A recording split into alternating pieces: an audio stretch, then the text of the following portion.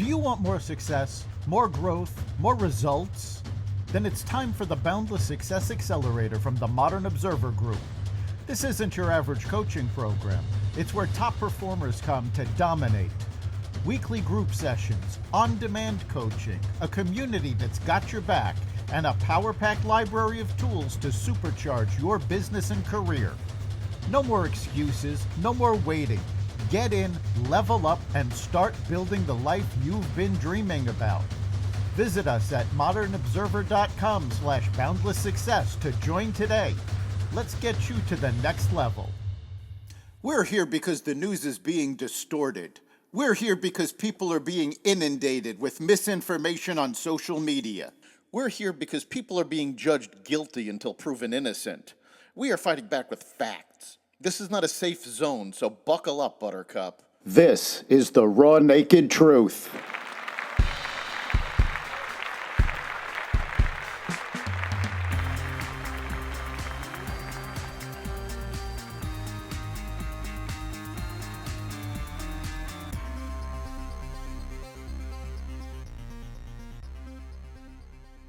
An anti-Semitic attack in Washington. The big, beautiful bill passes the House. Gas prices hit their lowest point in 4 years and more. Welcome to the Raw Naked Truth. I'm your host, Eric Lopkin, and here's the news you need to know. 2 Israeli embassy staffers were shot and killed Wednesday night outside the Capitol Jewish Museum in Washington, D.C.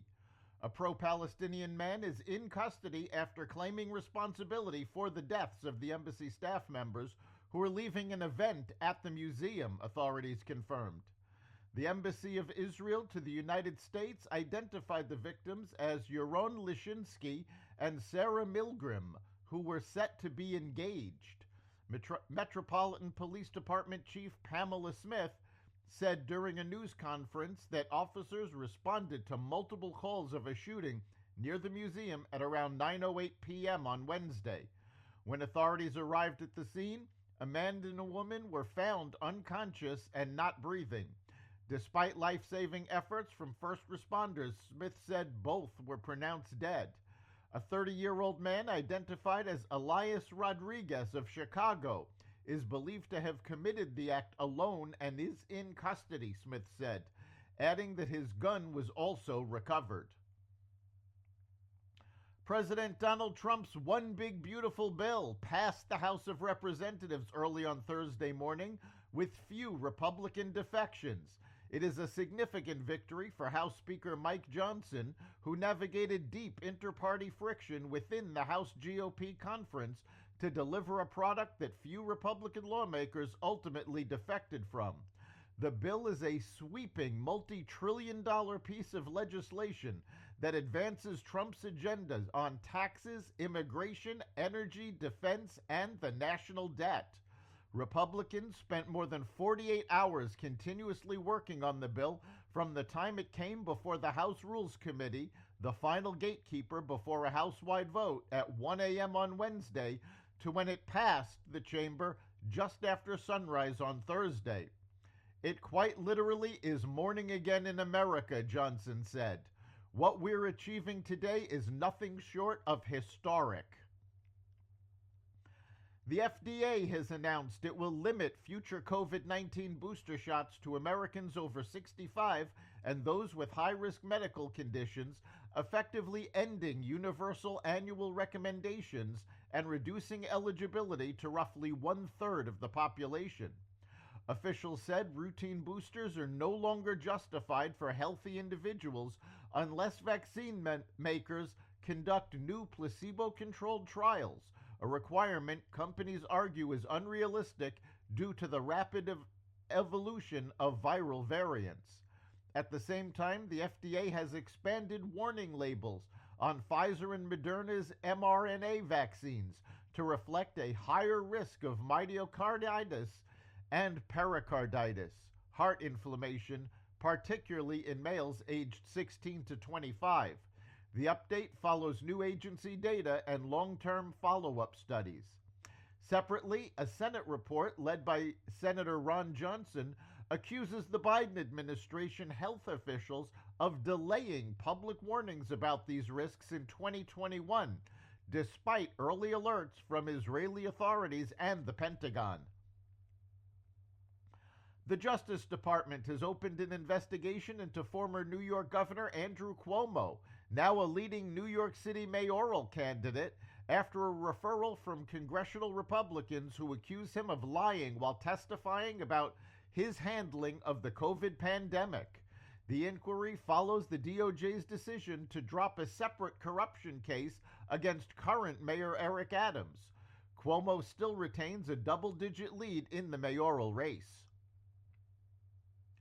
Gas Buddy, a company that tracks gas prices in the U.S., projected Tuesday the national average rate on Memorial Day will be $3.08 per gallon. The company said in a press release that the rate will be the lowest it has been on Memorial Day in 4 years. But when the prices are adjusted for inflation and in exclusion of 2020's level, it will be the lowest since 2003. Gas Buddy noted the COVID-19 pandemic heavily influenced 2020's rates. From Memorial Day to Labor Day, the average price for a gallon of gas in the U.S. will reportedly be $3.02.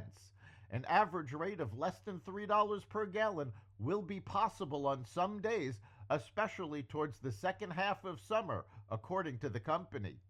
Gas Buddy explained that lower crude oil costs, economic uncertainty, and an increase in oil production from the Organization of the Petroleum Exporting Countries and the potential for a deal to restrict Iran's nuclear programs are influencing this year's gas prices. OpenAI is signaling its intention to go big on hardware with its biggest acquisition to date. OpenAI CEO Sam Altman announced a $6.5 billion deal to acquire I.O., an AI device startup founded last year by former Apple design chief Johnny Ive. The goal, to build a new family of products for the age of artificial general intelligence. Ive, who started the company alongside other ex-Apple designers, will take on deep creative and design responsibilities across OpenAI and I.O. OpenAI CEO Sam Altman called Ive the greatest designer in the world in an X-post, saying he was excited to try to create a new generation of AI-powered computers. That's the Raw Naked Truth. You can catch every episode of the Raw Naked Truth Daily News Brief, as well as our sister podcast, Carnivore Radio, with news analysis and commentary, and the rest of the Xvadio Podcast Network at xvadio.com, the Apple Podcast app, YouTube, Rumble, Spotify, iHeartRadio, Audible, Amazon Music, and other platforms that respect freedom of speech. We'll see you next time.